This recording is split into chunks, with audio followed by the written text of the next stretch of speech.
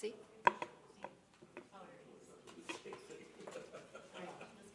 You go ahead. You go ahead.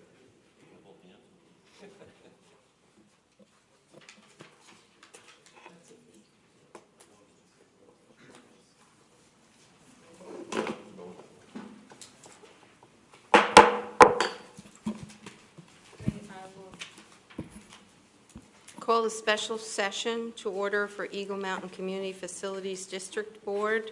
Roll call, please. Chairman Kavanaugh? Here. Vice Chair Brown? Here. Board Member DePorter? Here. Board Member Yates? Present. Board Member Hanson? Here. Board Member Magazine? Here. And Board Member Leger? Here. Any speaker cards? No, Chairman. Consideration of approving the Eagle Mountain Community Facilities District Board meeting minutes on May 7, 2015. Mayor, so moved. Second. Chairman. And all in favor? Aye. Any opposed? Aye. Chairman, For- 7-0. We have one staff report.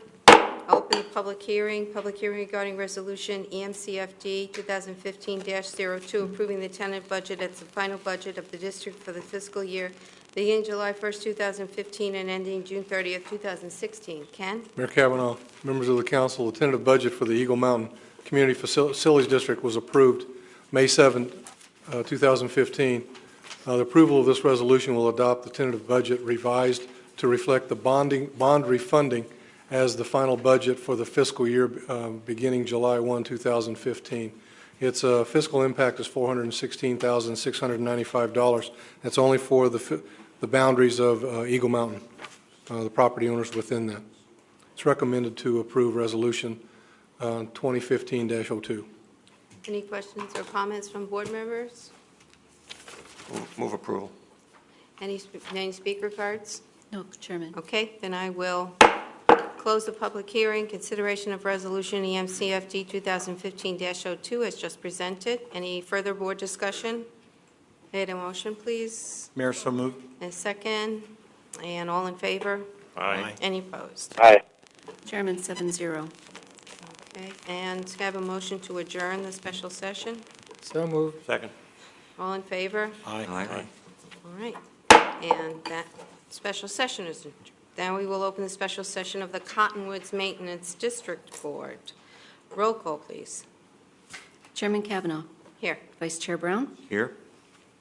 Board Member Leger? Here. Board Member Magazine? Here. Board Member Yates? Present. Board Member Hanson? Here. Board Member Brown? Here. Board Member DePorter?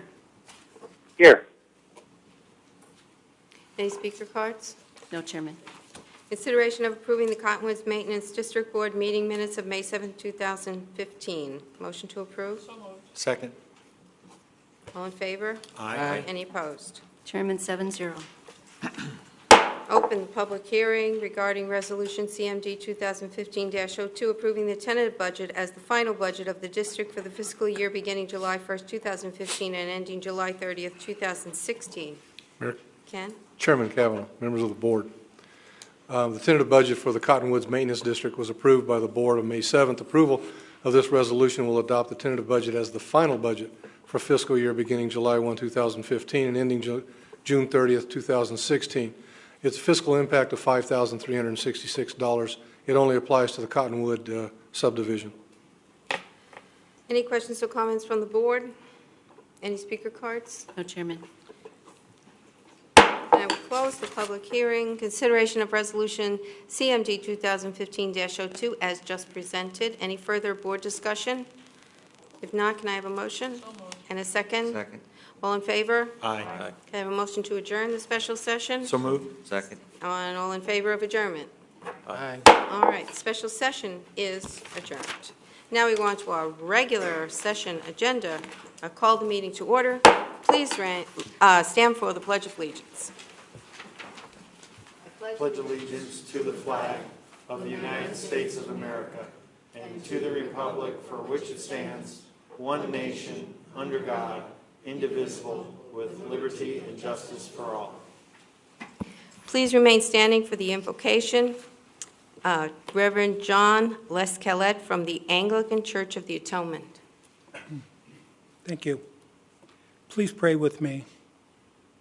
Almighty God, our Heavenly Father, we who are blessed to live in the midst of this beautiful part of your magnificent creation, give us grateful thanks. We ask that you send down upon those who hold office in this town of Fountain Hills the spirit of wisdom, charity, and justice, that with steadfast purpose they may faithfully serve their offices to promote the well-being of all people through Jesus Christ our Lord. Amen. Amen. Thank you. Thank you, Deacon John, for joining us tonight.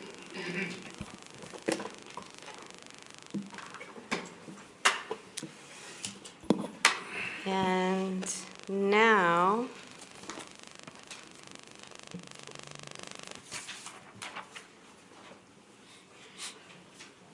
I'll reach into my bag here.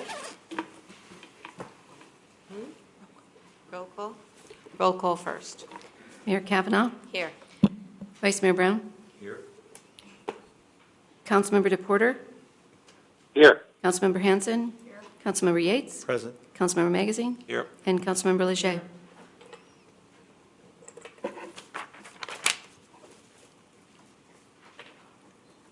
I was so excited about this, I almost forgot.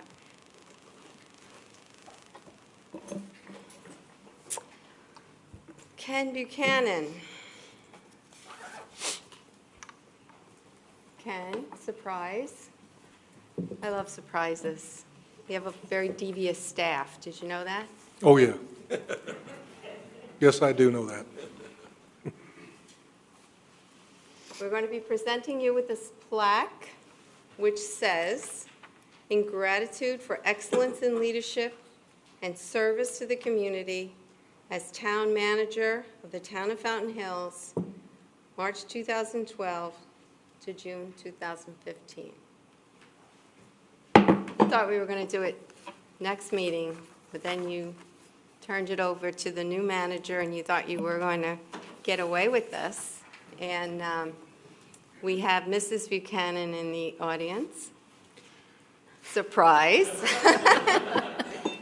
And your assistant, Shauna Williams, has come back for today.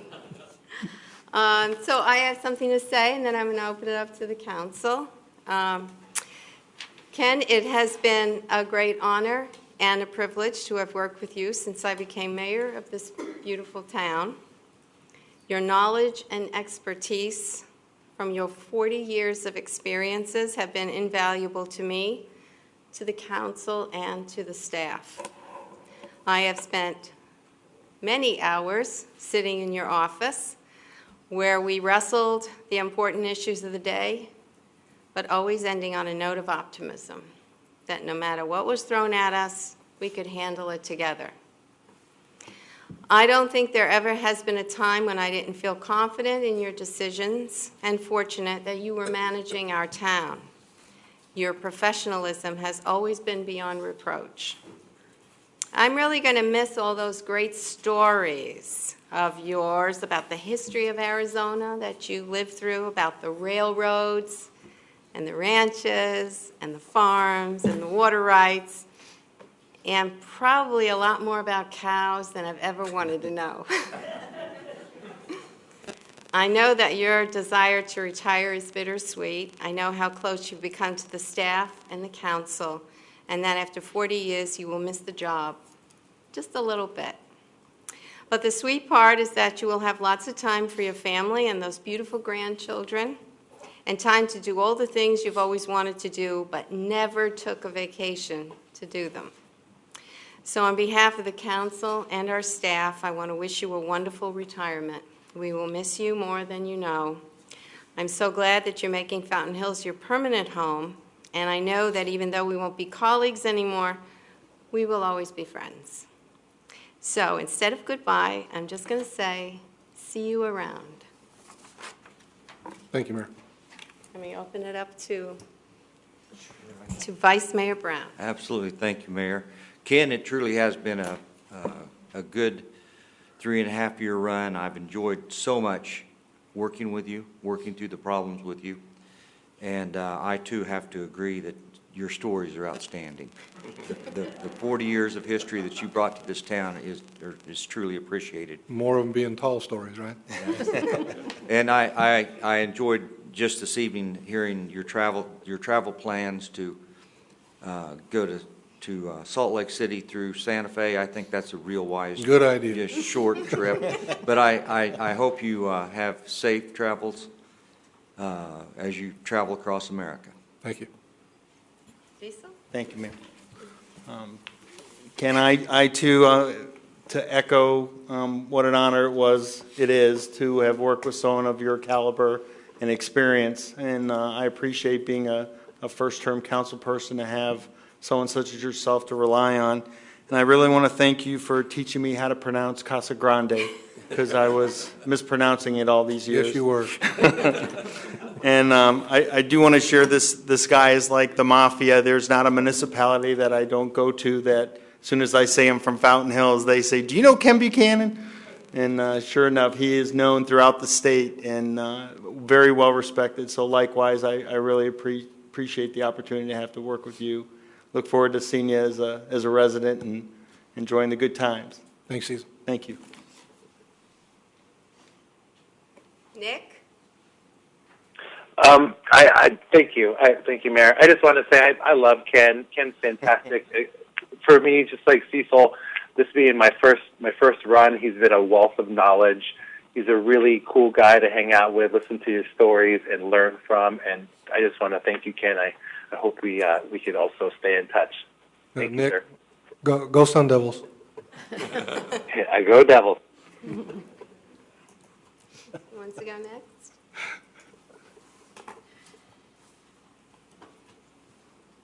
Alan, go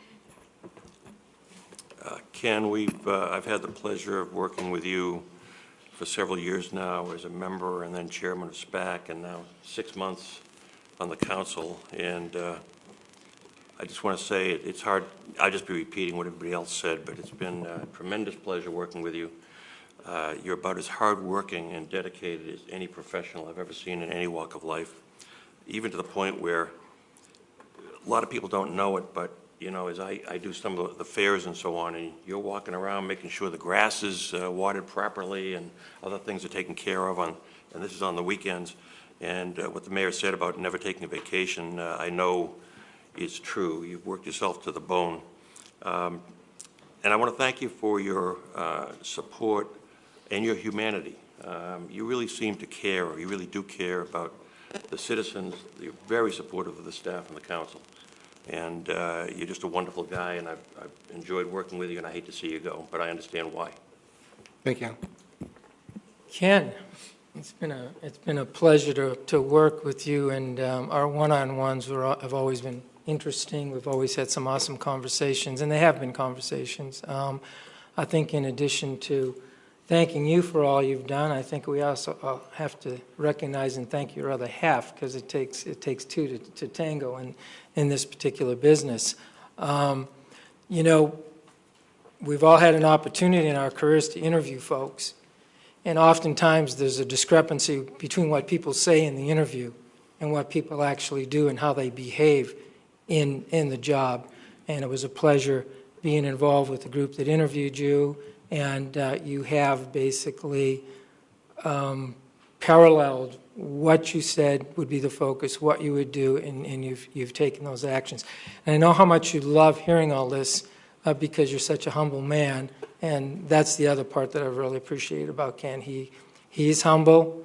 The credit's given to the council, the credit's given to the staff. I've never actually heard him acknowledge credit, and if you put it out there, you know, it's something that often he doesn't accept gently. I, too, remember once we went down to Tucson with your wife, down to the Lake Conference, and if anyone's ever gone the back road through Florence, which, you know, that's how I go to Tucson, because it's a lot mellower than the freeway, I like go through Florence as quickly as possible, especially when I see that prison down there.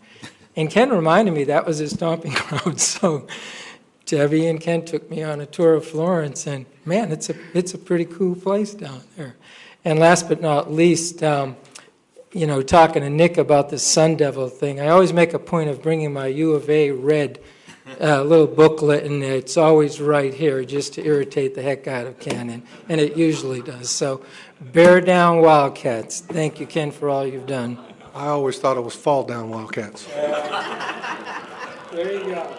And he made me take a picture of Wilbur, with me and Wilbur. Because Sparky was down there, so I got a picture with him, but he said equal opportunity. So he made me take a picture of Wilbur with him. Haven't let me live that one down on that side. So, thank you all. I really appreciate it. It's been sorry, Cassie. Well, there was a reason for me going last, because this was as much of a surprise to me as it was to you. So, and since I'm not as quick of a study as my colleagues, I thought going last I can just say pretty much ditto that everybody else said. But, people might think you've only been here for 3 years, but I think one of the first things we chatted about when you interviewed for the position was the fact that our original town manager, our interim town manager, Mike McNulty, I learned that you were friends, colleagues, and he was a mentor to you. So I always felt like you had much longer ties with Fountain Hills than just your term as manager. And I guess to just put it very, very short, I'm going to go back to Wyatt Earp and Wyatt's final words to Doc Holliday. Ken, thanks for always being there. Sure. Thank you, Cassie. Appreciate that. Certainly wasn't expecting this. All I wanted was a picture of Town Hall with everybody's signature on it. That's all I cared about for that. But it's been 3 years. It's been 40 years in the making. I've known Fountain Hills. I was town manager in Payson, and I used to drive through and give your first permanent town manager a hard time every chance I got, is Paul Norden, because he was a good friend before he was town manager in Fountain Hills himself. He was town manager back in Benson, where I knew him. So, and I watched Fountain Hills grow all those years, and finally I got a chance to say, maybe Debbie and I ought to take a look at Fountain Hills, and we're fortunate to get the job and certainly appreciate that. We really like it. We're not going anywhere. We're just going down the street and around the corner. But I do want to say I want to thank the staff because, I think after the council started talking to me when I first received the appointment for the job, I said, so let me get this straight. You want me to work them all to death? And I guess that's been my what I'm supposed to be doing because, there's not enough of us, but who we do have here is doing a remarkable job. When you got the employees that you do, we should be very proud of them for what they've done. I do want to thank Shauna, who really watched after me during the day, and Bev watching after me all the time. I really certainly appreciate that. Talking, with Mark and Paul and the directors and the daunting task that both of those guys have with what they have to do and what they've done with it and all their staffs. I've got to know over the years, so I certainly appreciate it. Last, I just want to say, there's an old saying, and I said it before in another venue, but I do mean this, that behind every good man, there is a woman rolling her eyes and shaking her head. That would be my wife, Debbie. So, yeah, we're going on 40 years next April. But we've known each other since kindergarten, believe it or not. Not that we liked each other.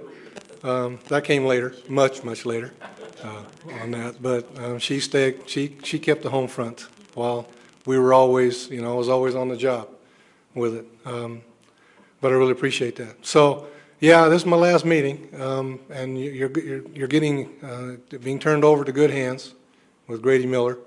Look forward to reading about it in the papers, and watching it on TV. So, I want to thank you all. Appreciate that. Thank you.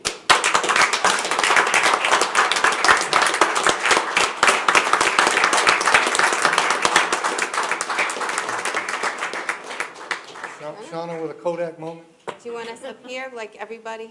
we get everybody in the picture? Yeah, I can try that. I know, you're not You have Bob. to stand on a chair like Bob Come on, does. come on up here. A little more enthusiasm, Mike. Yeah, Come on. Everybody. Do you want us down there? You want us down there, or, I'm fine up there. all right. You have to come up here with the Okay, plaque. I got the plaque. He's got the plaque. I got the plaque. Everybody in? Everybody say cheese. We need to put a picture of Nick and Yeah. Photoshop. Photoshop.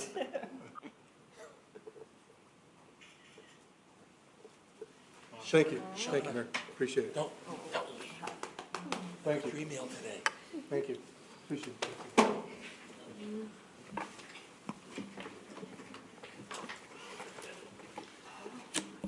Just one last word, if I could, Mayor.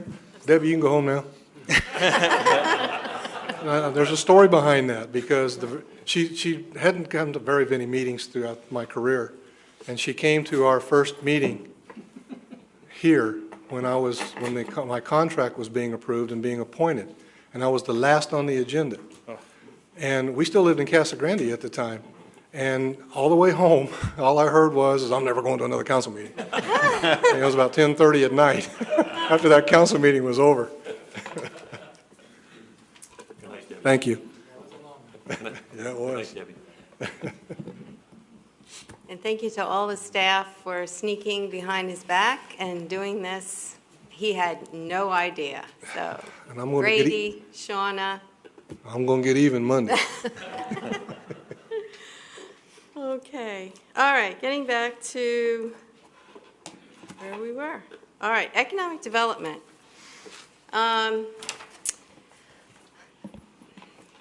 This is about our economic development in town. Many residents stop me and they always ask, what's our ED specialist doing? So I asked him to give me a brief summary of some of the highlights of what's been happening. Business attraction projects. Currently, we have 4 active leads projects with our economic development partners, GPAC and ACA. ACA is the Arizona Commerce Association. 1 is a financial company, 1 an R&D facility, and 2 are in professional services. There are 4 active internal leads, technology engineering, technology manufacturing, a new auto dealership, and, wait for it, a startup microbrewery. Recent projects. Mayo Clinic, IT administration building is open and operating in their former clinic space here in Fountain Hills. 40-plus employees with an economic impact of over $2 million in annual payroll. Estimated annual revenues are over $75,000 to the town. $400,000 in capital investment. The Southwest Kidney Institute. Building permits have been issued with plans on being operational by the end of the year. 6 to 9 new jobs, $500,000 capital investment. Of course, that's not to mention the convenience of all of those who need that services here in Fountain Hills who've been traveling to the hospital and to other locations. The Tractor Supply Company, I think everybody knows, they opened last month. 10 new jobs, 5 full-time and 5 part-time. $1.6 million capital investment for a total of 56 new jobs and 2.5 in capital investment. Now, Scott's going to give a full report at a later meeting, so I'm just touching on one other topic, and that's business retention and expansion, which he defines as assisting our local targeted existing businesses to grow their companies, and he feels is the most important part of our economic development plan. During a recent visit with Prevco Subsea, it was discovered that they were looking to add or develop an in-house machine shop. Scott was able to put them in contact with a new resident of Fountain Hills who had experience running a machine shop. He now works at Prevco and is developing that shop for them. Project Insure. During another visit, it was discovered that a local professional company was looking to add 12 new jobs with the potential to double the employment size and create a physical expansion within the next 2 to 3 years. They were having difficulty finding qualified applicants. So Scott's been working with them with the workforce development and ED partners to establish an applicant pipeline that is designed to satisfy their immediate and future employment growth. So that's a lot that has done since his last update, and he's going to give us a much larger, in-depth report on everything that he's accomplished with economic development at our later council meeting. But this is just a little bit to satisfy all the people who always ask, what are you doing for economic growth in Fountain Hills? And now you know. He's doing a really good job. Mayor? Councilman Magazine. I just want to indicate that I think Scott is doing a superb job. He sent out an email to us, I think today, an abbreviated listing of where he is in various projects. And I wrote back to congratulate him and also said, imagine what you could do if you had a department.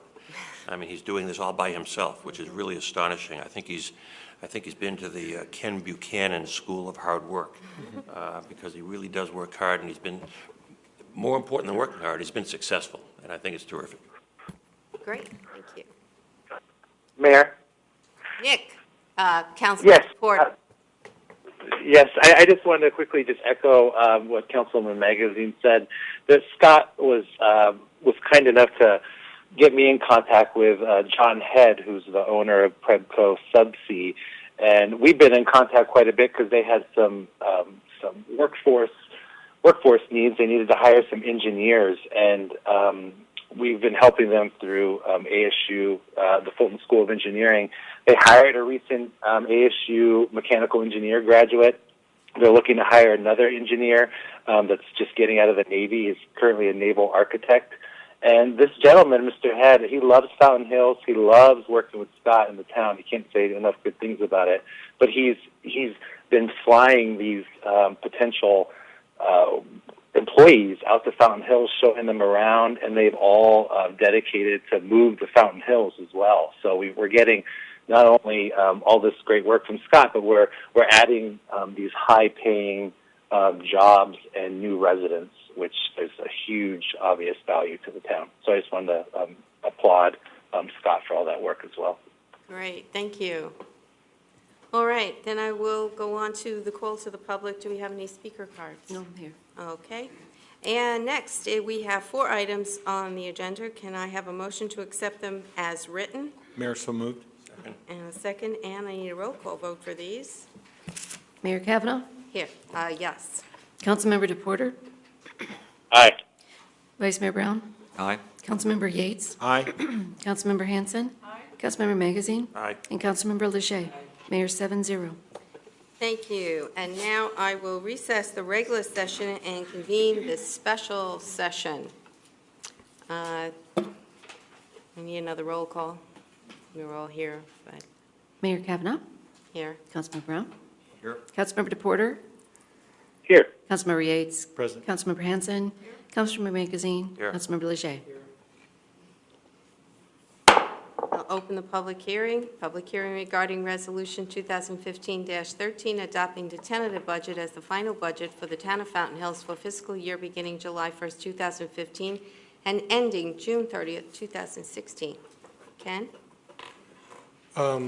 Mayor Kavanaugh, members of the council, we're here tonight to adopt the final budget for the fiscal year 2015-16. And a short presentation for the benefit of the public today. It's changed slightly from the tentative. It's actually gone down, and I'll elaborate that. Expound on that a little bit. Sorry, turn things on. If you remember, in tentative budget, we increased it $6,470. That was largely due because the community contracts in the general fund, as well as CIP was reduced some. So we wanted to be accurate to make sure that we had tentative, because the tentative budget was the maximum expenditure we could set for the fiscal year 2015-16, starting in July 1. Subsequent to that, in between, we needed to talk about a decrease to make the budget accurate, as it's $13,229 for the final budget, $9,569 because of interest payments for the Eagle Mountain CF Community Facilities District bonds as a result of the bond refunding interest that the council approved here a month ago, that we went from 4% interest to 1.76 interest on that, and then another $3,660 reduction in interest payments to the Municipal Property Corporation bonds that we hold.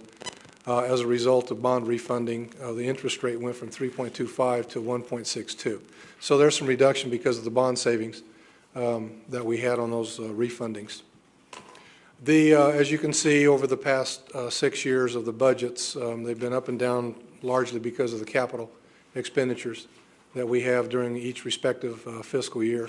This year, it's $37.9 million for the coming July 1, 15-16 year. It kept, as I mentioned in the previous budget presentations, the operational priorities that the council set back in January. We're adhering to those to make sure that they're part of the budget, as well as the strategic planning goals that the Strategic Planning Advisory Commission had recommended to you, and the subsequent adoption by the council. We've used those goals that are part of the budget process as well. The capital improvement portion of the budget this year is $14,261,200, and that's down from $22 million of the current fiscal year that we're in, 14-15. We still have an emphasis in pavement management. We're in Zone 1 now, which is the northeast quadrant of town. It's an in-depth, multi-year project that Paul will be working on to do mill and overlays as well as maintenance overlays with with slurry seal. It's the largest. It has over 700,000 square yards of asphalt in Phase 1, so it's a very large area. It's also one of the older portions of town with that asphalt, so it's going to be very involved. Personnel, 42 full-time, 21 part-time. So you add those together, it's 22.32 equivalent employees. The council, part of the package in the tentative budget was 2.5% increase for all employees starting July 1, which cost $63,822. And the total personnel cost this year, $3.8 million, which is an increase overall of 1.6% for personnel. Again, as I mentioned, that the council put back a number of things in the budget: movies in the park, music festival. We did there was a reduction in the strategic plan that went from 60 to 40,000, and we had a 10% reduction in community partnerships to balance the budget. So again, the final budget change is $13,229 decrease is being recommended for the final budget, which is $37,947,273. It is a town manager recommendation to approve the 2015-16. Supposed to say final budget. Sorry for that. For that number. Be happy to answer any questions you might have. Any questions or comments from council? Councilman Magazine. Ken, on the pavement management, Zone 1, which, as I understand it, will take 3 years. I see there are 73 locations where we have to replace pavement. Yes. And some of that, as I recall, was a surprise. Do we know any idea how much more it would cost over the 3-year period to do that than we had originally estimated? Well, the best way to answer that is that, we put this thing together almost 3 years ago, and, the asphalt's been deteriorating, so we've been finding some areas that have been further alligatoring that you can't maintain. Right. So it has expanded on those numbers over the years. Paul, do you have anything to add? Yeah, Mayor Kavanaugh, Councilmember Magazine. When we put the plan together, quite a few years ago, we were working off of the $1 million budget a year for really slurry seal, and we went out to Zone 1 and we identified all these 70-plus locations where you have to just remove and replace sections like 20 by 20, 30 by 30. But when we looked at it again, it just keeps getting worse. When we looked at it last year, this is actually an older map. You have an item on consent tonight to do a bunch of sidewalk ramps.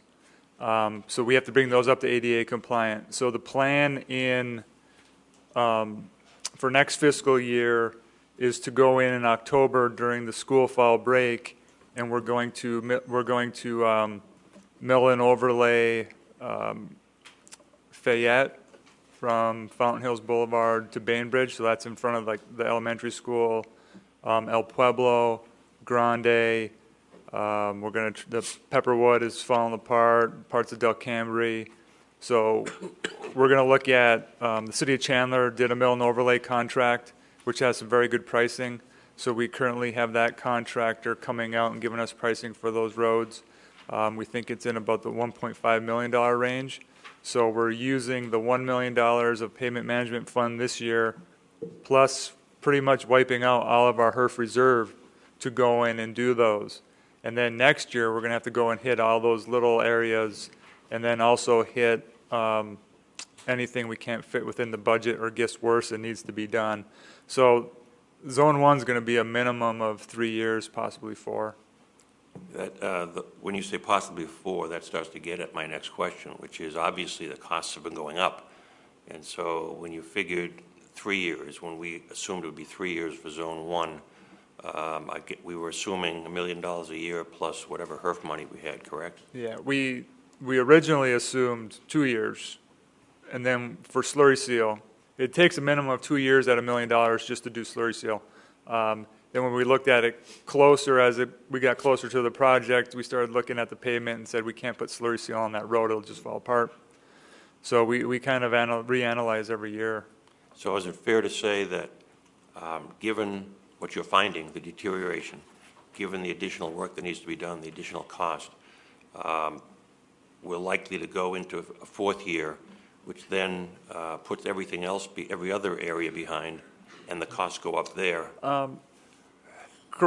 Correct. The costs are really, it's an oil product. The cost of gas is kind of drives pavement. But what happens is the road gets worse and worse, and we get more and more areas that we have to replace before we can put slurry seal on. So just roughly to do a slurry seal is about $2.50 a square yard, and there's over 700,000 square yards. To do mill and overlay, good budget number is $12 a square yard. Plus you have to go in and do all the ramps, get those up to ADA compliance. We're going to have to go in and replace any broken curbs. So we're trying to do all the ramps on the roads we want to do next year. We want to do them this June in this year's budget while school's out, and then we'll go in and start the mill and overlay while school's out on their fall break. There are 7 areas, correct? There are 7 pavement management zones. And when the schedule was put together, when was the 7th zone supposed to be? When we originally looked at it, we were thinking 9-10 years. But now that we're having more mill and overlay that we need to do, it's creeping up. And of course, the longer it takes, the more deterioration you see, which means the cost goes up even more. Yep. I don't know how in the world we're ever going to get it all done, but thanks. Yep. Any other questions? Do we have any speaker cards for this item? No, Mayor. Okay. Then I will close the public hearing. Consideration of Resolution 2015-13 as just presented. Any further discussion? If not, a motion, please. So moved. And a second? Second. All in favor? Aye. Any opposed? Mayor 7-0. Consideration of Resolution 2015-15 adopting and establishing the fiscal year 2015-16 budget implementation policy and approving the town organizational charts since fiscal year 2015-16 pay plan, the schedule of authorized positions, the employee job descriptions, and the fiscal year 2015-16 fee schedule. Ken, please. Again, Mayor, Council, again, this is Resolution 2015-15. basically provides for a budget implementation policy of once it's adopted, there's an implementation of what we should be doing during the year with it, and the policies that follow that. It's basically a fiscal policy, and approving the organizational chart, the pay plan for the employees, schedule of authorized positions, and should there be a position change, we have to bring those back to the council for approval in those changes throughout the fiscal year, and employee job descriptions, as well as the fee schedule for the year for 2015-16. It's a recommendation to approve Resolution 2015-15. Move approval. Okay, any discussion or speaker cards? No speaker cards. Any discussion or questions? If not, I have a motion. Mayor, second. And all in favor? Aye. Any opposed? Aye. Mayor, 7-0. Okay, then I will adjourn the special session. Motion to adjourn, So moved. and a second. Second. All in favor of adjournment? Aye. And now I will reconvene, making a lot of use of this today. Reconvene the regular session. Consideration of the request by the Public Art Committee for $2,480 from the 1% Art Fund for the improvement of the Ronald Reagan base to conform with the Lincoln and Washington Jefferson bases. Mark? Thank you. Bear with me 1 second.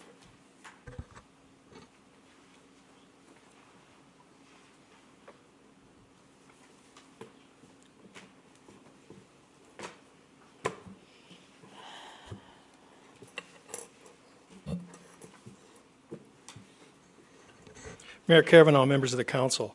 We have a request from the Public Art Committee.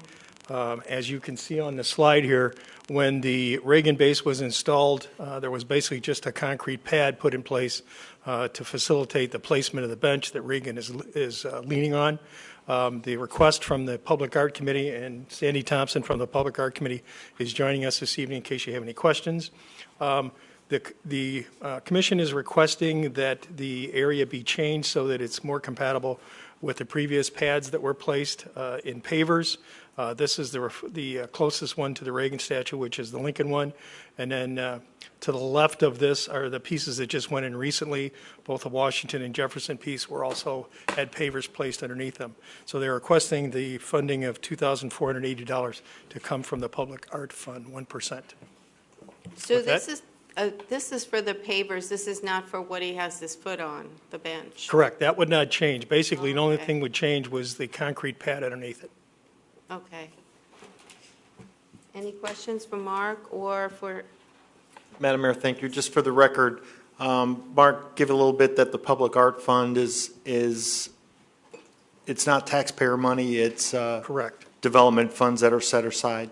Yeah, the fund is specifically set aside to accumulate monies to be able to do public art with. And it's not public dollars in the sense that it's not tax dollars, but monies collected from projects that are developed in town. Thank you. Thank you, Mayor. any other questions for either Mark or for Sandy Thompson, the chair of the FHCCA? Public art? No? Okay. All right, thanks, Mark. Then, any speaker cards? No, Mayor. Have a motion to, motion? So moved. Okay, second? Mayor, second. Okay, all in favor of the motion? Aye. Any opposed? Mayor, 7-0. Thank you. Okay, thanks, Mark. Thanks, Sandy, for coming. All right, there'll be one staff report for items 6 and 7, and I will start by opening the public hearing. Public hearing to receive comments on ordinance 15-03, a proposed amendment to the Town of Fountain Hills zoning map. If approved, the zoning will allow the construction of Palazzo di Lusso, a 4-unit luxury condominium building. This item was continued from May 7th, 2015 council meeting. Ken? Bob? Thank you, Okay, Mayor, Bob. members of the council. As you said, this is a continuation of the rezoning application for Indigo Drive 11208. The proposal is to rezone the property from R118, single family, to R3, multifamily. Property's on the southwest corner of Indigo Drive and Emerald Drive. It's 1.24 acres, and it's currently vacant. The properties on the north and east are single-family zoned, R118, as is the one vacant lot immediately south of the subject lot. Properties to the west and south are multifamily, and they're zoned R3. This is a copy of the zoning map. It shows you better which properties are zoned what in that area. As you can see, it's currently zoned R118, adjacent to the R3 properties. This is the general plan's land use map. General plan identifies this property as multifamily, medium density. That's 4 to 10 acres per units per acre. And this is a blow up just to show that it is multifamily medium, called out in the general plan. And I had a couple of council members asking me to run through real quick the history of the general plan in the town. As you know, we were incorporated in 1989. The first zoning ordinance was actually adopted in 1990, and that was just a direct pullover from the county at the time. The first general plan was adopted May 6th in 1993, and that original general plan was the land use map. It's a replica of the Maricopa County future land use map at that time. The next regular update was in 2002. That would be June 20th, 2002. That was a full update of the general plan, and that again, that was voted on by the town for the full update. There was a minor update or a major update, but it was for the Elman property, so it only dealt with the northern half. That was in 2006. In 2009, the downtown area specific plan was adopted, and that was a major amendment that was voted on as well. And then in May 18, 2010 was the next general plan major update where the entire plan was updated, and that was also adopted by a townwide ballot.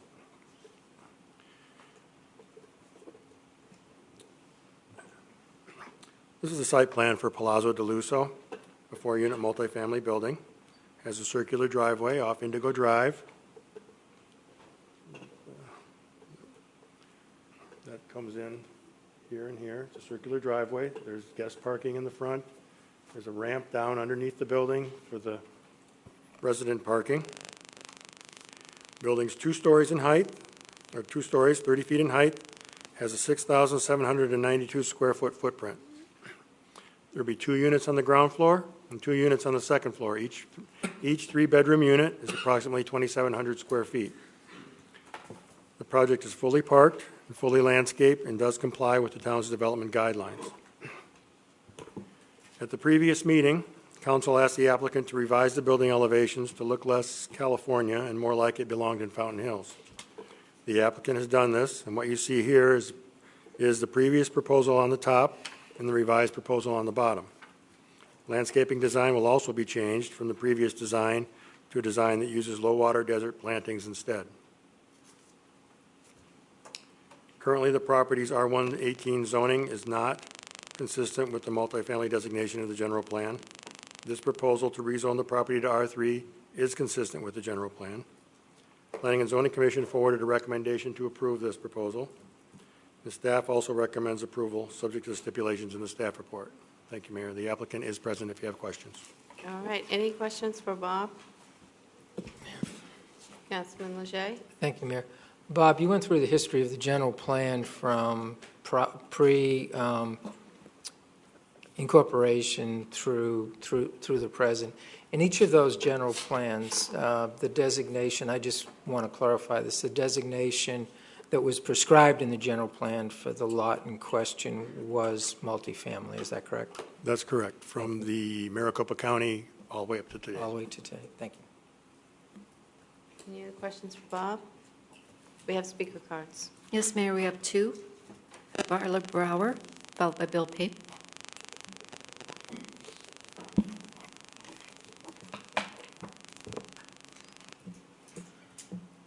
Carla Brower on behalf of Emerald Mesa. I don't know. Pull your mic down. Oh, mic on or? Down. Is that better? Yeah. Yeah. Council, Mayor, I'm not sure how to address you appropriately. Okay. Presenting our proposal to the rezoning. You have a number of handouts there, the original email that we sent, an outline that I we put together today and some pictures. And please recycle responsibly. Some of the pros that we felt for maintaining the single-family zoning are maintaining our property values, which in our mind equated with higher tax revenue. If our property values go down, ultimately, so will the tax revenue. The reasons we feel that the property value might go down is our concerns over privacy. Due to the placement and the magnitude of the structure and the fact that it's on a raised berm of somewhere around 25 to 30 feet to our best reckoning, we feel that the units, particularly the upper story units, will be able to look directly into some of our units. And also the fact that it is on the berm, it just is a monolithic edifice that's really quite going to be quite a large site. Both the pictures that I have there, I'm referencing in terms of, they're kind of very basic, as you can tell, and to the best of our reckoning, using some trees as height. We wanted to point out what the view was from Fountain Hills Boulevard as you're coming, just about to ascend that next hill, how very, very much it will stand out, as well as what our perception of it will be from those of us that have the upper balconies, what the structure might look like. From what we could tell, based on Mr. McGuire's indication at the last meeting, there were no constraints from the perspective that the general plan does not legally supersede the zoning plan. Am I correct in that?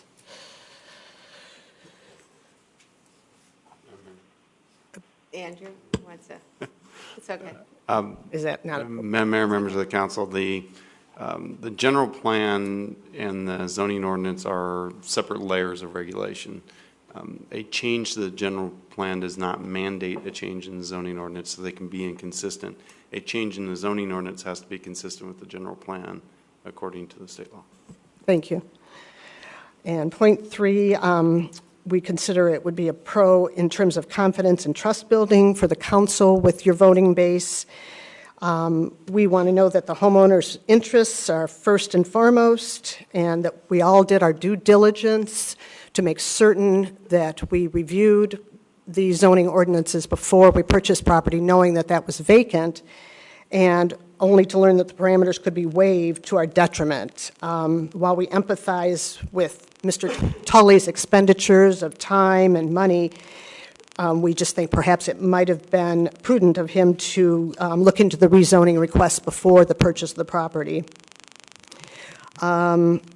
We feel also that this might help set a precedent for future residential rezoning issues, saving the council time and energy. And also we feel that there's some ancillary benefits to enticing younger families or just consistent residents here in terms of the future of the town. I've read recently that there's concern over the median age rising and not as many new younger families moving in. We feel that having consistent home ownership as opposed to rental ownership might be conducive to that. And lastly, on the pros, despite the planning and zoning approval, no legal ramifications for the council if you deny the rezoning based on the planning and zoning's recommendation. And then the cons, we're concerned about property values, again referring to point 1 under the pros, due to the height and the proximity of the proposed build and the view obstruction.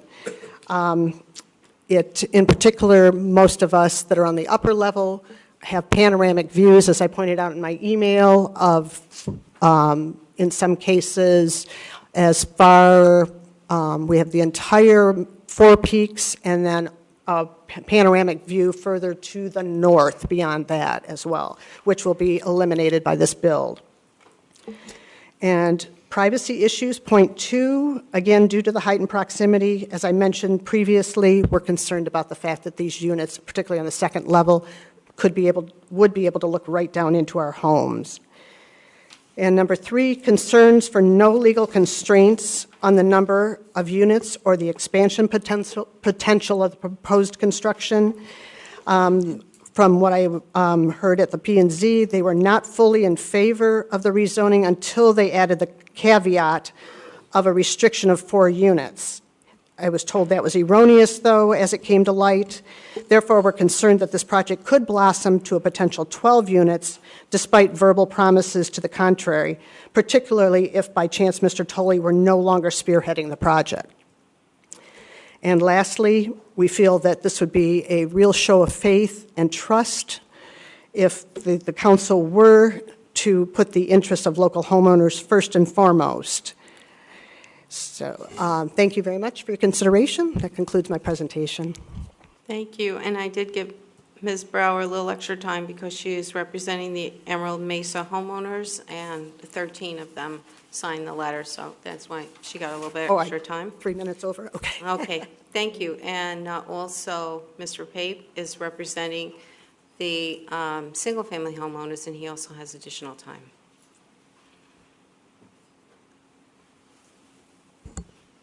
Hi, my name is Bill Pape. I live on Emerald Drive here in Fountain Hills. First of all, let me indicate to you that Bruce Tully is a nice guy.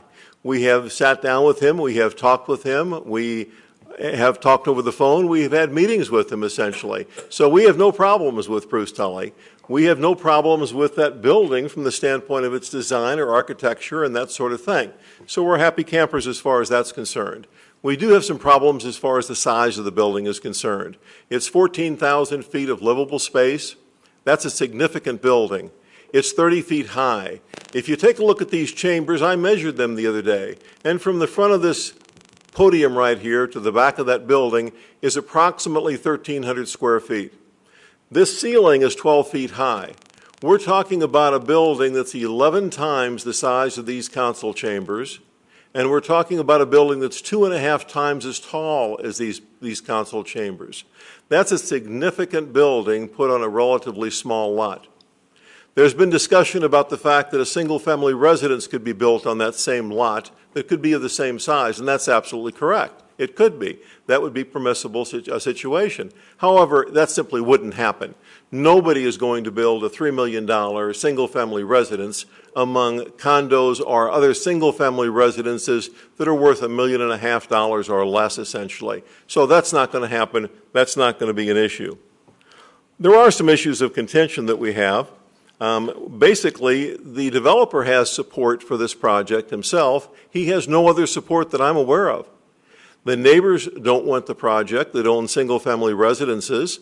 The condo people don't want the project who are adjacent to the property. The NPOA doesn't want the project, the Neighborhood Property Owners Association. It is my understanding that Vice Mayor Brown had an opportunity to meet with Mr. Tully, and they talked about the architectural aspects of the building, although the NCOA, is my understanding, is the only one that really has jurisdiction over the architectural aspects of the building. But in that meeting, it's also my understanding that Vice Mayor Brown indicated to Mr. Tully that it was unprecedented that the NPOA would send a letter to the council signed by every member of the board of directors opposing this project. The NPOA represents 4,100 property owners in Fountain Hills.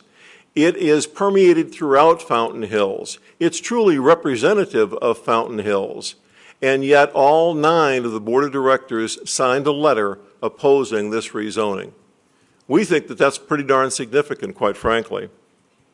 So every resident of the Emerald Mesa condos opposes it, all the single-family residents oppose it, and essentially the NPOA opposes it. Now, we have tried to compromise. It's been a give-and-take kind of a situation to some extent. Mr. Tully has been able to change some of the architectural aspects of the building. The one thing that we did ask him about in our meeting this morning that we had with him, as a matter of fact, was basically the relocation of the building on the lot. So we went around the lot yesterday and spent a significant amount of time looking over the situation, taking pictures, trying to ascertain what views would be like and that sort of thing. We thought that probably we could live with this project if the project were moved forward approximately 20 feet on the lot and was moved away from Emerald approximately 20 feet. So we talked with Mr. Tully about that. He indicates to me that it would cost approximately $50,000 to change his plans in order to accommodate that. That was number one. Number two, I talked with 2 developers about it. The developers indicated to me, one said $5,000 to $8,000, one said $5,000 to $10,000 to change that plan. Now, the other aspect of it, of course, is the size of the building. This evening, Mr. Tully showed me the map, basically, of the layout of the building. And I'm not an engineer, but I'll take his word for it, essentially. The building is simply too big to manipulate to any extent on that lot. So essentially, he feels that he can't move it forward. He'd be impinging upon the parking area. He can't move it away from Emerald because he's impinging upon the other property line. Plus, he has a driveway going down for underground parking. And so therefore, if we had a 10,000 square foot building there, we'd be able to move the building around a little bit, and the neighbors could be appeased to some extent, and we could potentially live with this thing. But as it is right now, 14,000 square feet, 30 feet high, it can't be moved on the site because of the configuration of the building on the site. And so we hope that you will vote to not rezone this site and to allow it to be a single-family residential site as it has been for a long, long time. I built my home in 1998. Other homes were all built there. We all checked the zoning. The zoning was always single-family residential. We counted on that, and we trusted basically that that would remain the same unless there were compelling reasons to change. And we don't see any compelling reasons to change. Legally, you don't have to, so what other reason is there besides the legal reason? Thank you. All right, thank you, Mr. Pape. Anybody else? No, Mayor.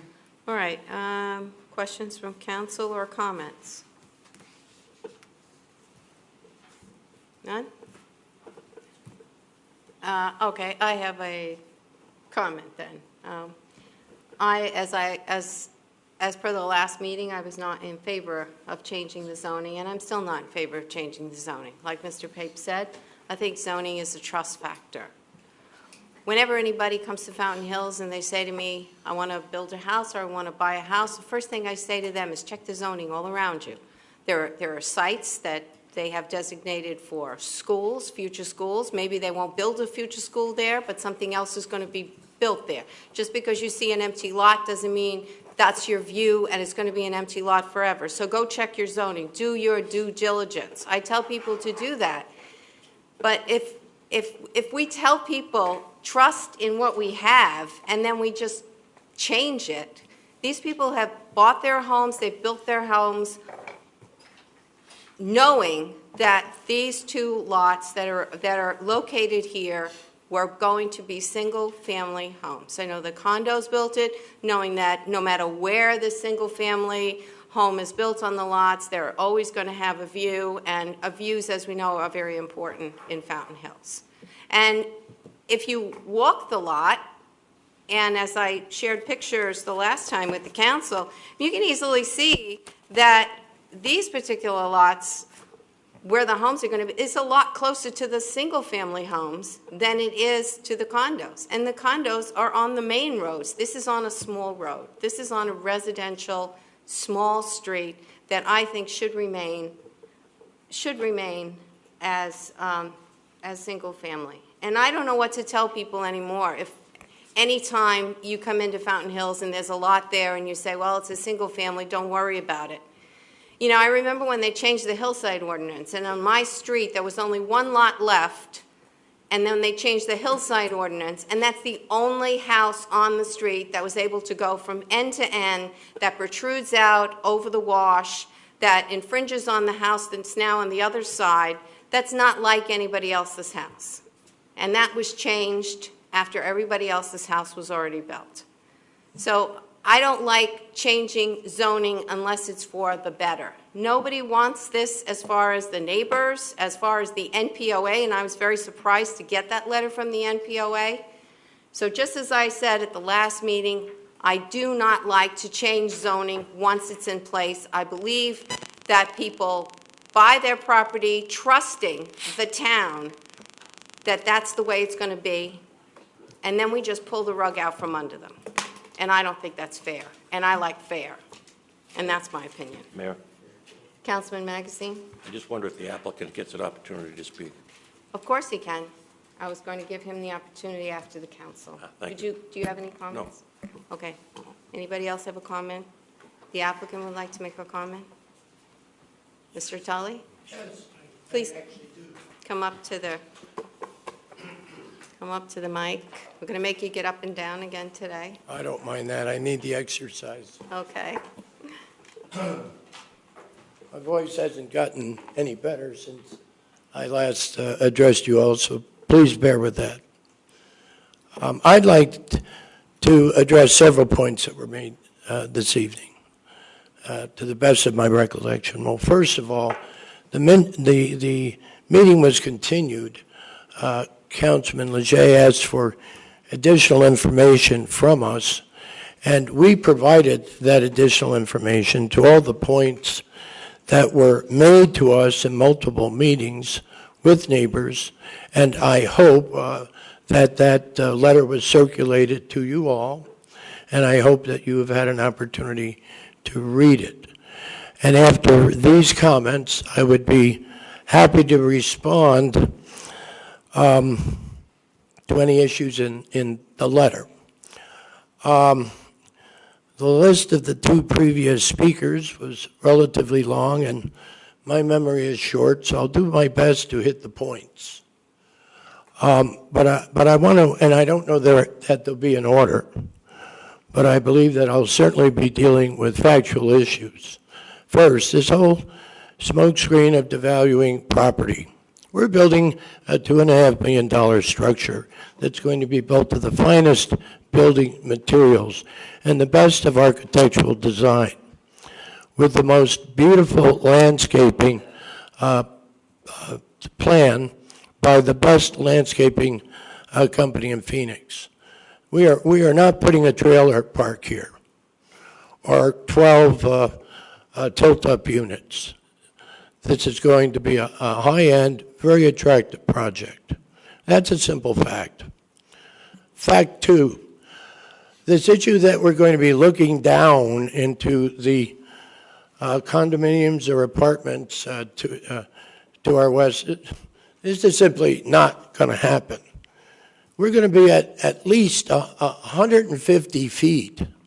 That's half a football field for you football fans, away from those buildings. And they're going to be lower than us. And as they walked my property, I drove their property. And that's all parking and parking cover and doors. There's no privacy spaces back there that we're going to be invading from 150 feet away. So that's a smokescreen. It's a scare tactic that's being tossed out there to you, and it's simply not a fact. I'd like to remind the members of the council that you had the issue of the site plan. You had a professional staff who's paid to review these projects. You had a planning commission who has supported the staff and voted for the zoning change and put forth a recommendation to you to execute that zoning change. Let's not forget that. The issue of the NPOA, I'm really glad that was brought up because I too was surprised, and I'm not, you'll know, get to know me, I'm not a wallflower, and I quickly called Jim Waddell, and I had not one but two very nice and lengthy conversations with him about that letter. Now, he couldn't be here tonight, or he would repeat exactly what I'm going to share with you. And he's authorized me to share this information with you in his absence. The first thing he said was, you know, after much thought, Dr. Tully, I probably never should have written the letter. It's a mischaracterization of your building and your project. We're not against your building and your project whatsoever.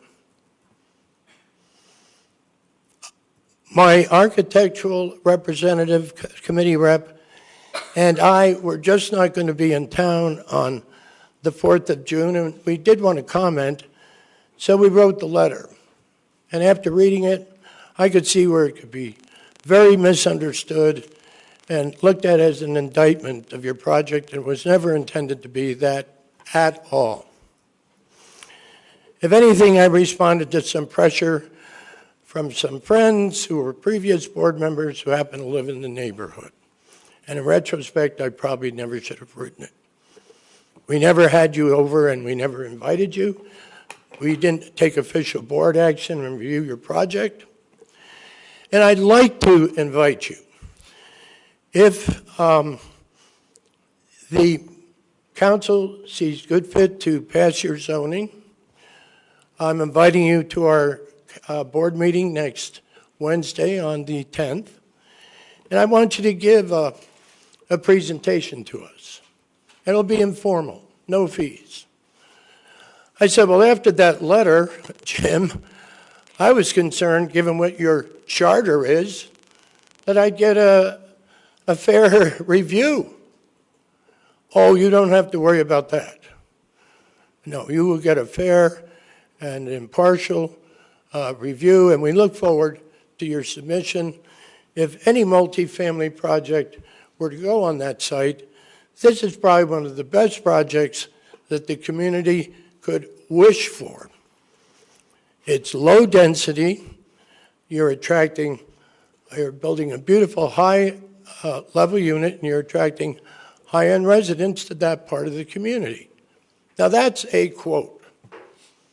And if you were to doubt me, I'd welcome you all to talk to Mr. Waddell himself, and he would tell you what Mr. Tully shared with you. It was the absolute honest truth. I did say all of that. The issue of this big monstrosity that we're building.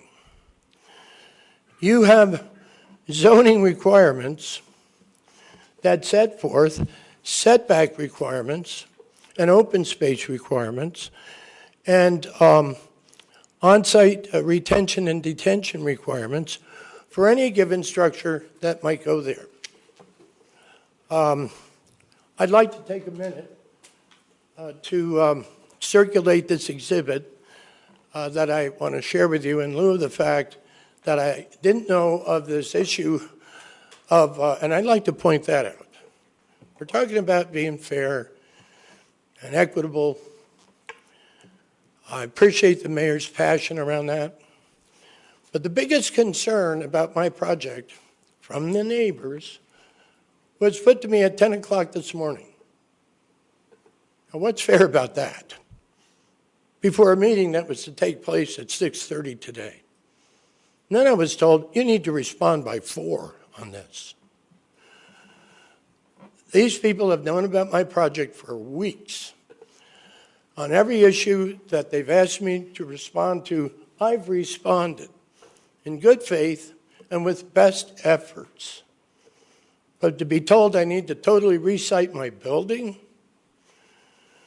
and I didn't appreciate the comment $5,000 by Mr. Payne. Sorry, you and I like to be candid. I've been practicing what I've been practicing for 45 years. What we would have to do to go through any building siting change is not a $5,000 effort. Because it's more than drawing a pretty picture. It's re-engineering the site, re-engineering the drainage and topography. It's doing on-site retention calculations and plans. It's doing drainage calculations and drainage reports. It's doing full CAD redesign. And then it's turning them into the city where they'll have a month to review it, make comments. We'd have to respond to the comments, make changes, and it's a long and reiterative 2 or 3 month process. And if I were to spend $4,000 or $5,000 on each one of those tasks, which is very easily spent, I know I write the checks in my company, you're not talking about $5,000.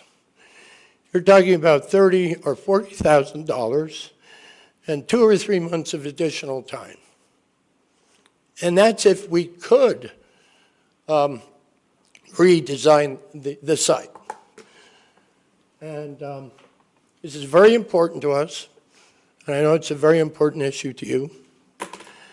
So I'd like to take a minute to just circulate an exhibit.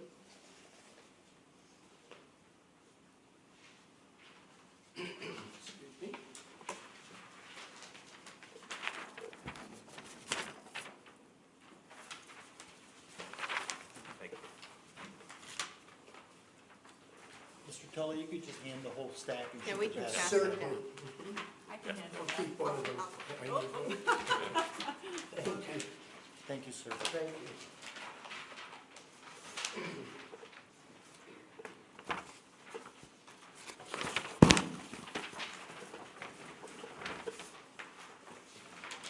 Now, the yellow line that we took, because in interest of time, if I told you to go find the setback line, you'd be looking at this drawing for half an hour. So we marked the setback line. Now, that's the setbacks that would be required under any zoning. As you can see, our building fits well within the setback line. But the things that then are required for the project that staff reviewed, some of which suggested and approved, are your ingress, egress parking for guests. If we move the building 40 feet further, putting it almost a football field away from the rear, we would lose two very important elements. We would lose guest parking, we would lose a required retention area. Well, if we move the building to the south, where we're entering the parking garage, we wouldn't be able to enter the parking garage. We wouldn't meet the fire department turning radiuses, either there or in the ingress or egress portion of the site. So it's difficult, next to impossible, to have accommodated the changes that were thrown at us at 10 in the morning. Even if we wanted to take the time or the financial effort, the net result would be nominal or infeasible. So I'd like to point that out. Now, I've listened to Mayor Kavanaugh. I don't know the mayor, but a few times that I've seen her, she seems like a delightful and wonderful person. And Yes, I am. Thank you. that's self-evident, and I wish I were meeting you under different circumstances. But I appreciate the emotional commitment that she's expressed around the property owners and the reliance on what they thought was single-family zoning. And I'm glad she's brought that up, because they're not the only people in the ballgame who have reliance issues. Whether you think you can just toss the general plan away or not, you're not legally bound, and I have a legal opinion on that, which I'll share with you. But we relied on this. Dr. Lubitz, my partner, relied on the general plan when he carefully looked at buying a site in Fountain Hills to build this exact type of project on.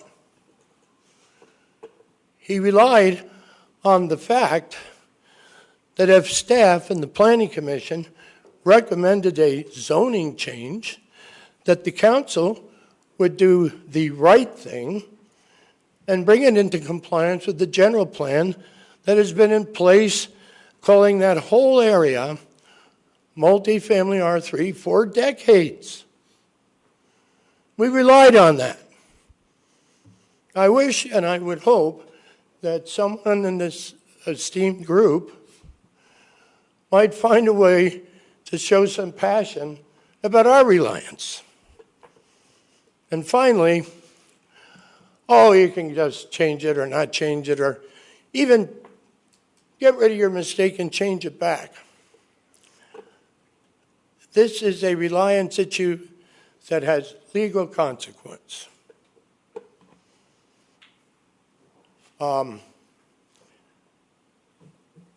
To deny the reliance of us on being brought into compliance with the general plan reduces our property values. All the other talk about reducing property value is just that, talk. But if we thought we bought a property that would be administratively changed to be in compliance and conformance with the general plan, and the council sees fit not to do that, there's a reliance issue there that would have to be resolved somehow. That's a simple fact. Any group of attorneys that practice real estate law would know that that's a simple fact. So I've talked enough, and you've been very dear and patient to listen to me. I think we've put forward logical and reasonable rebuttals to all of the issues that we're aware of. And I would close by asking you to do the responsible thing and bring this piece of property into compliance with what has been in place for years, and that's your general plan. And I'd be happy to answer any questions that you have on anything that I've just shared with you, or the letter that I sent, or any of the exhibits that we've done. And I hope that we leave the room tonight knowing whether or not we have a project here in Fountain Hills. We have spent a great deal of time and money, and we want to be participants in the community. We want to be here. We want to own property. And I hope I'm giving a presentation to the MPOA next Wednesday. Thank you very much. Any questions? All right, thank you, Mr. Tully. Thank you, Mayor Kavanaugh. Mayor, if I may, I have a question for Mr. Tully. Don't sit down yet. Sure. I appreciate your comments. I appreciate the letters. I appreciate the neighbors' comments. I appreciate the neighbors' letters. When we look at our residents, it's a passionate issue. This issue has become more complex than perhaps it need be, but it is a complex issue. From my experience, when it comes to this notion of honesty and trust, I've always operated on the premise that the general plan designates and prescribes land usage in the town of Fountain Hills. The general plan prescribes multifamily in this particular case.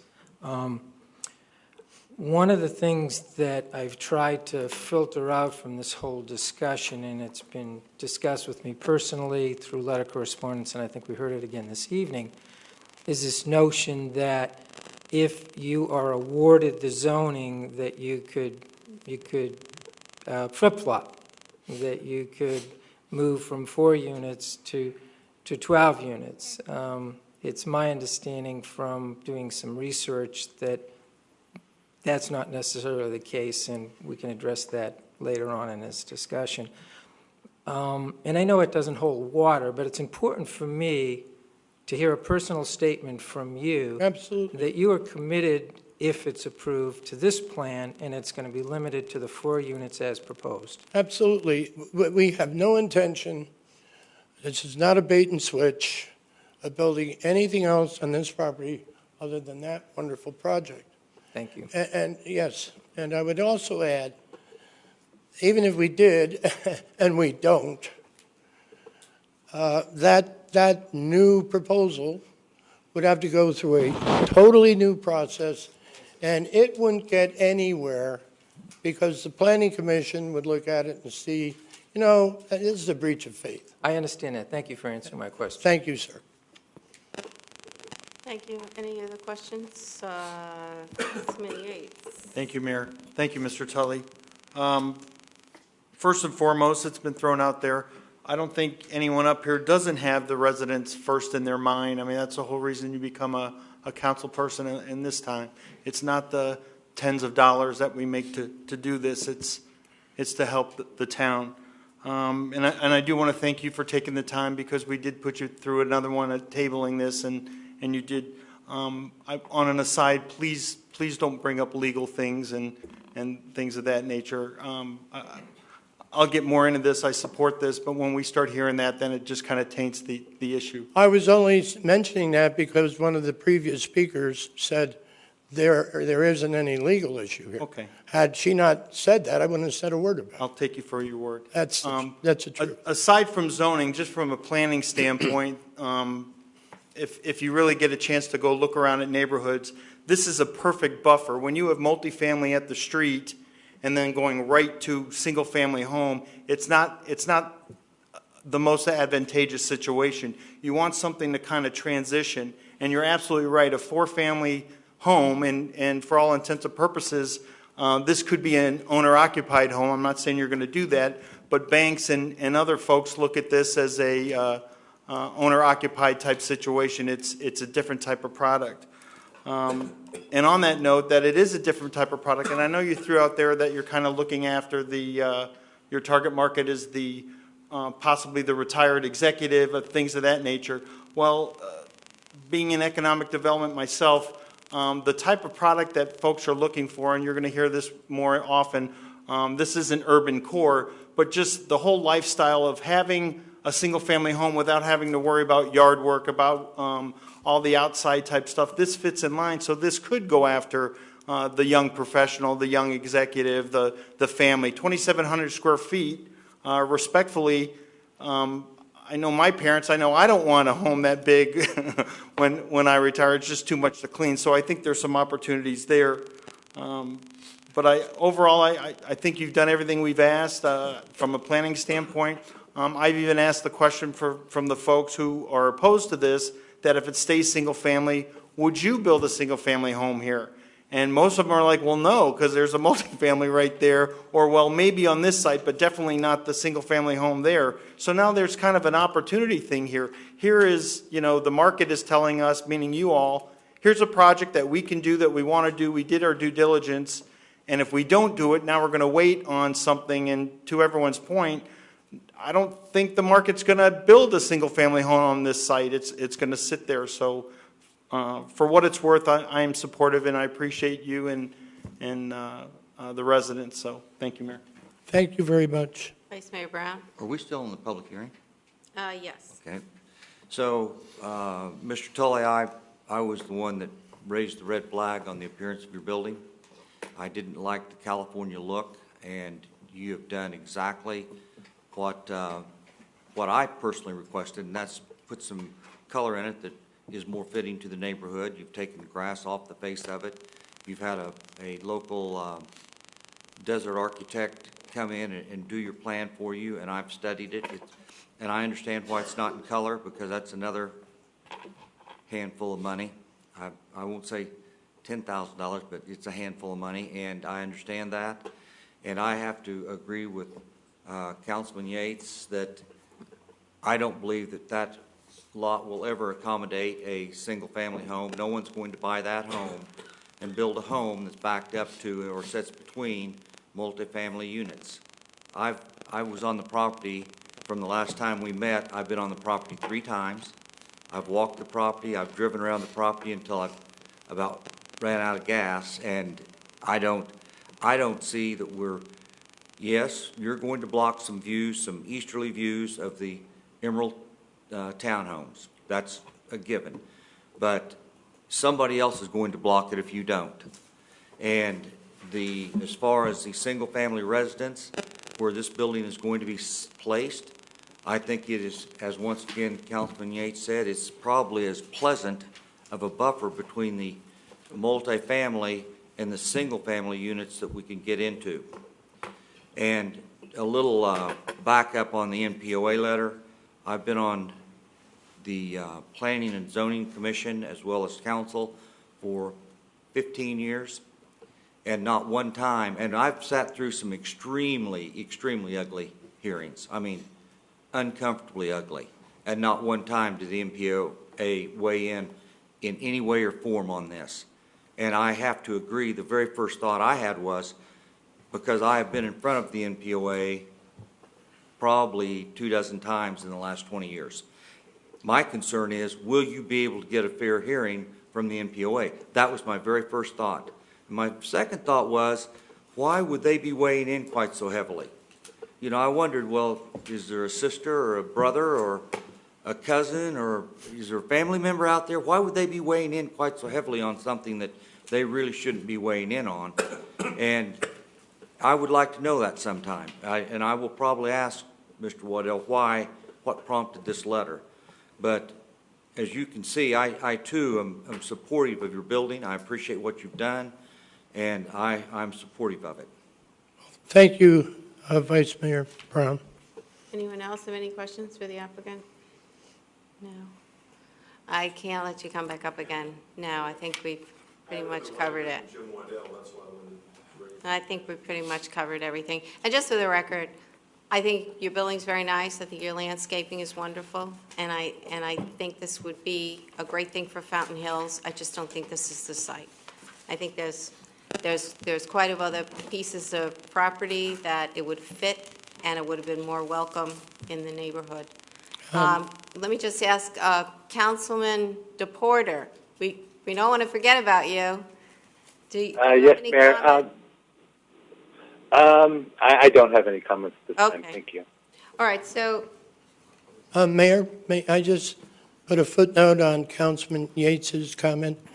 In the purest of planning theory, which I had the pleasure of teaching for many years at Miami University, and one of my former students is actually a resident sitting in the audience, and I'm glad to see that he made a success of himself. Was that Miami? Miami University in Oxford, Ohio. Oxford? I'm a Bearcat. There you go. There you go.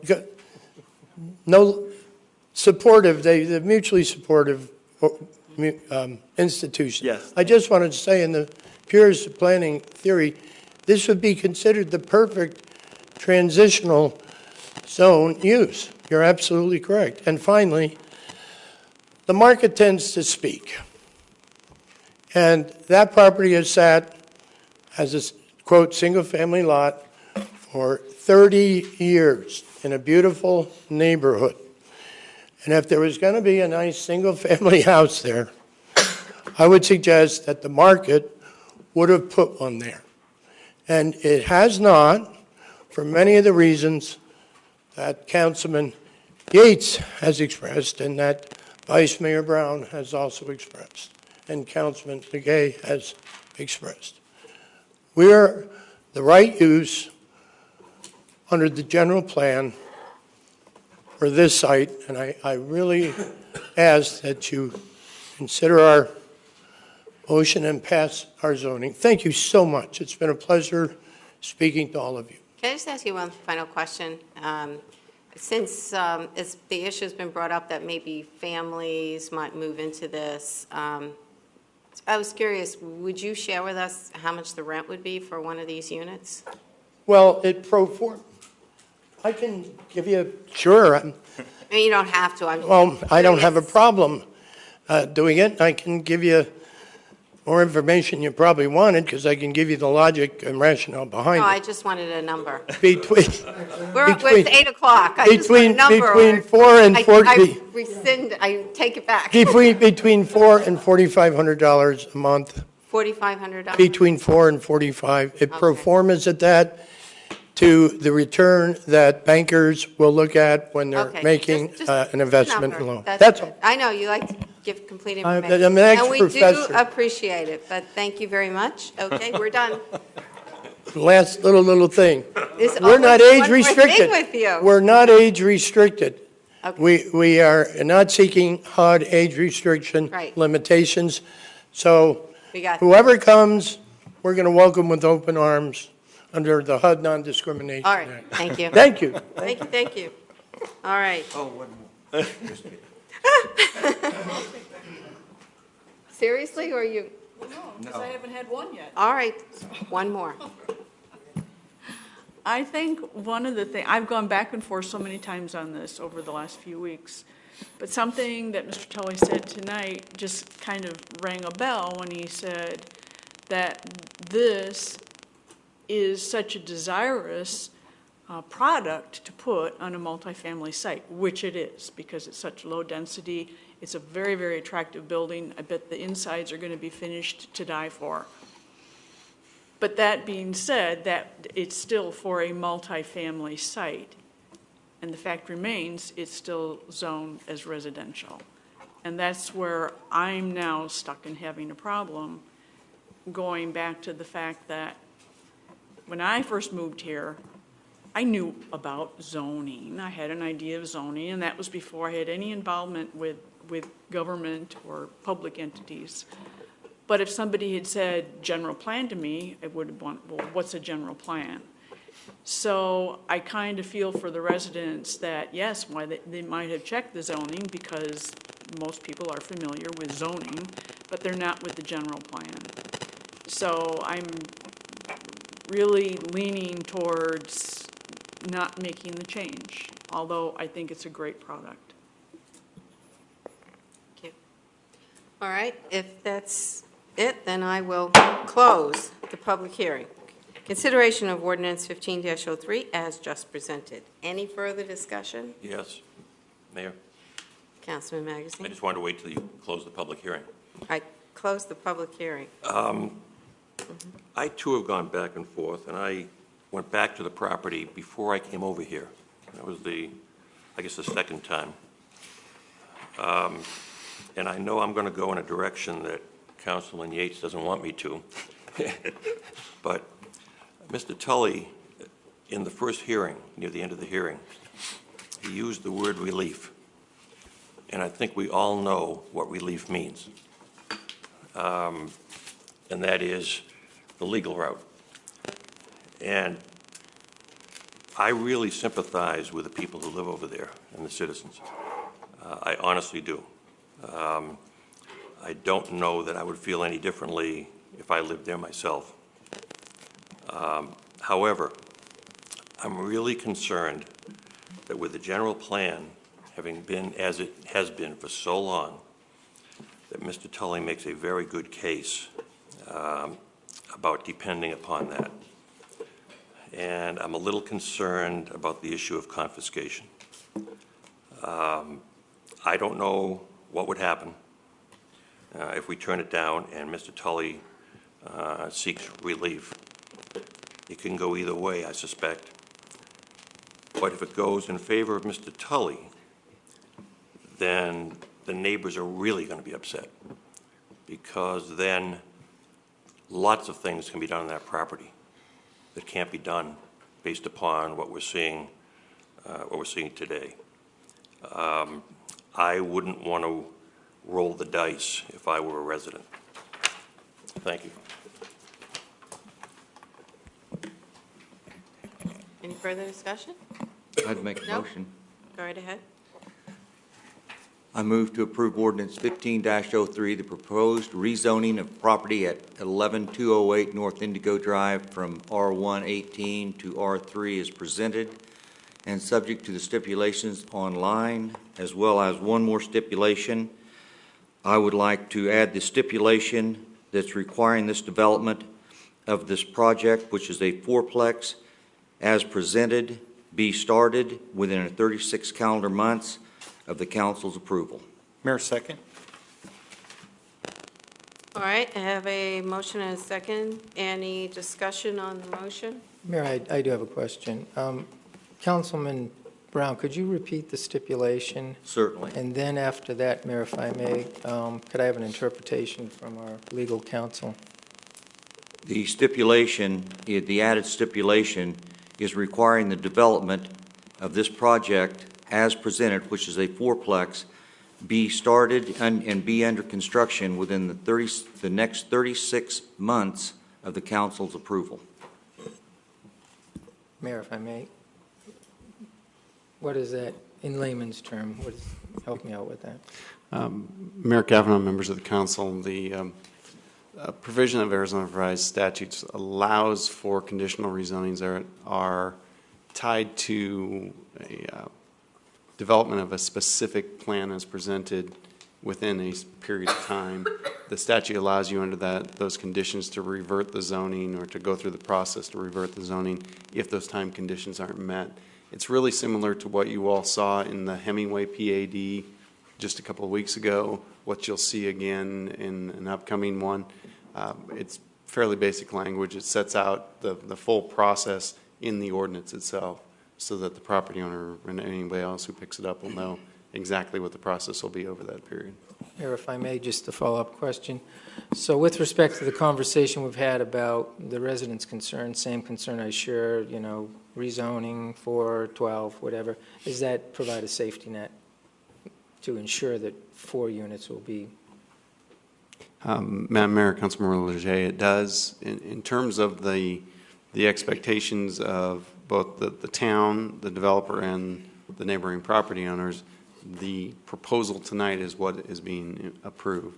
And so also in accordance with the Prop 207 waiver that the developers have executed prior to this meeting, conditions of approval that are modified tonight are also included in that waiver. So that takes care of the Prop 207 claims that might stem from it. Thank you. All right, any other further discussion? Can I get a roll call vote, please? Councilmember Yates? Aye. Councilmember DePorter? Aye. Councilmember Hanson? Nay. Vice Mayor Brown? Aye. Councilmember Magazine? Aye. Councilmember Leger? Aye. And Mayor Kavanaugh? Nay. Mayor 5-2, passed.